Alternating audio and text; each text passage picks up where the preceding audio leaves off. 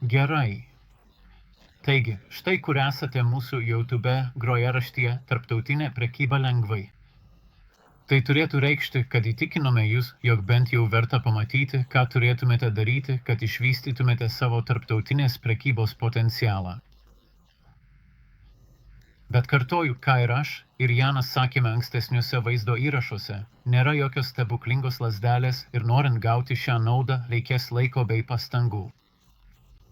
Tačiau pirmuosius čia nurodytus veiksmus galima atlikti greitai ir lengvai, be to, jie jums nieko nekainuos. Net jei nuspręsite, kad tarptautinių rinkų tyrinėjimas ne jums, šie pasiūlymai padės jums užimti pozicijas vidaus rinkoje. Teisingai.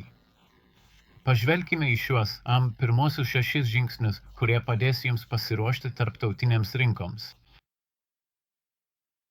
Rekomenduojame pradėti nuo eksporto pasirengimo kontrolinio sąrašo. Čia išvardyta, ką reikės padaryti, norint parengti eksporto planą ir jį įgyvendinti. Iš to galėsite matyti, kurioje šio proceso vietoje esate.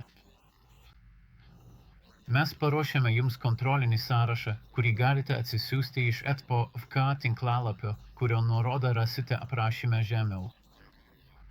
Jums nereikia turėti atsakymų į visus klausimus. Tačiau eksporto plano rengimo procesas prasideda būtent čia ir suteikia aiškesnį vaizdą, ko reikės. Tuo pačiu metu turėtumėte patikrinti savo įmonės viešąjį profilį.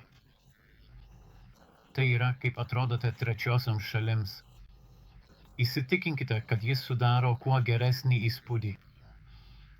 Tai lygiai taip pat svarbu tiek vidaus, tiek tarptautiniams pardavimams.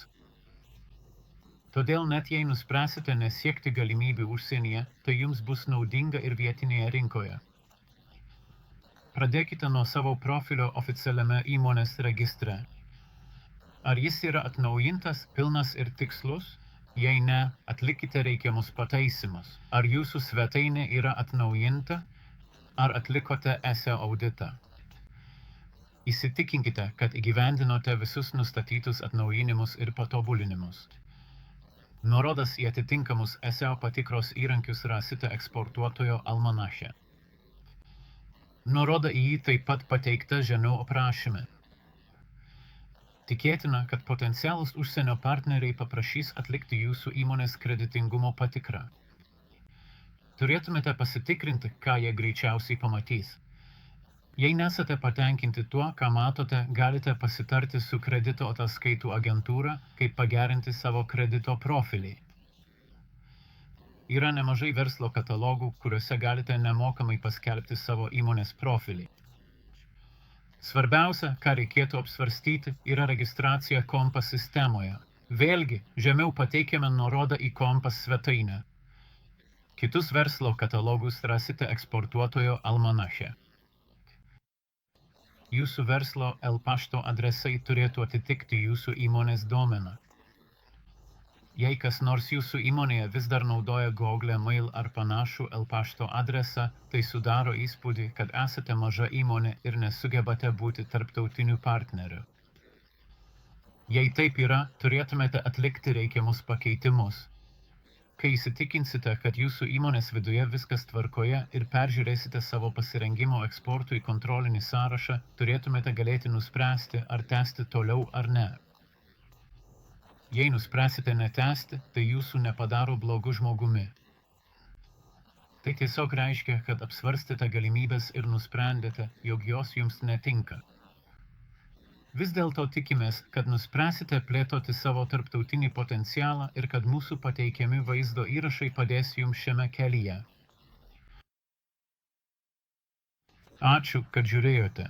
Jei norėtumėte su mumis susisiekti tiesiogiai, drąsiai tai padarykite.